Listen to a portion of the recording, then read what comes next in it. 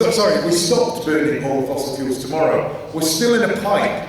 We're still heading towards the carbon in our atmosphere doesn't just disappear when we stop burning fossil fuels or releasing methane, natural gas as it's called. How unnatural is now? I haven't got time. And so, you know, here I am, 30 years along my journey of when I started studying this. And I remember in 1992 when everyone agreed that greenhouse gases were serious and in the Rio Earth Summit we should do something about that. But since that time, that 30 years, since 1990, the amount of carbon in our atmosphere that humans have put there has doubled. I'll let that sink in. So since we agreed that there was a problem and that we were going to do something about it, the amount of carbon humans have put in the atmosphere has doubled. That is not taking this seriously.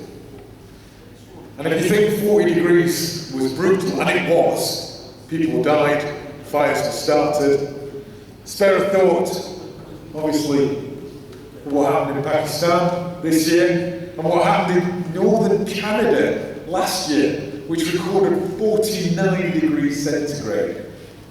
There's something wrong here. The scientists are saying one thing, and the politicians and the businesses are saying something else.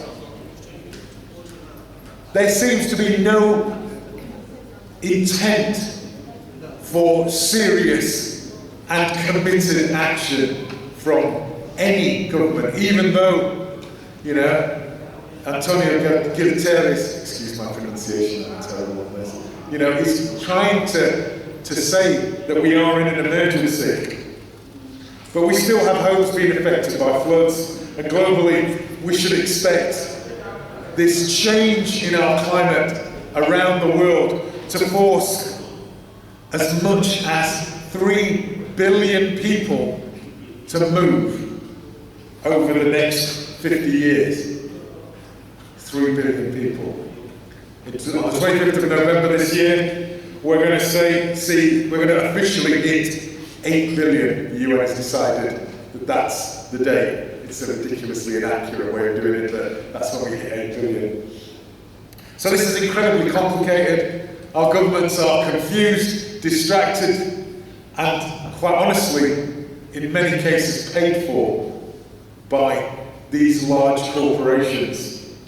Despite the fact that the reason, you know, that brought me to Extinction Rebellion, that our cause is infuriating and heartbreaking, like witnessing this destruction of our livable planet, you know, inaction by our governments, I would say that I find it empowering to be part of a community where we're on the same page in our understanding of this.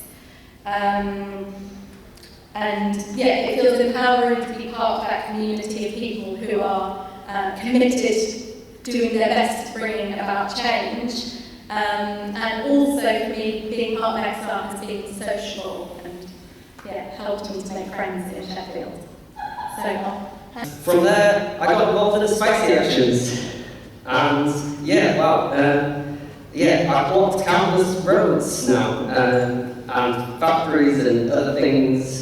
I've climbed bamboo structures, I've blockaded an Amazon distribution centre on Black Friday for 17 hours during the very extreme conditions of the Storm Arwen, if any of you remember that. That was an experience.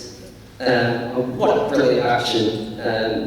We simultaneously blockaded Amazon distribution centres, about 50% of Amazon's capacity in the UK, but also ones in America and France and some other countries on Black Friday. I've painted a government building with a fire extinguisher, great fun. I scaled scaffolding outside the Houses of Parliament, now I've been in police custody 4 times. I've gotten away with 2 of them scot-free. And the 3rd is due in court next month, so we'll see what happens with that. But it seems that our government is incapable of acting. But we believe that ordinary people when they are shown the evidence, when they are skilled, when they know what we know, and they know about the solutions, that this isn't just rage, this is about a better world, that common sense prevails there.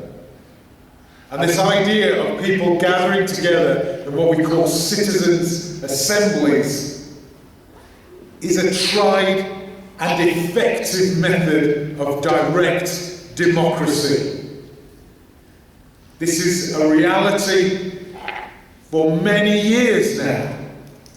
Not just this climate thing. This is these what are called, sort of vicious problems. Problems that have a number of elements for their solution that we can work to. So we have politicians that are incapable of being honest about what we're facing and the situation and the action that is required.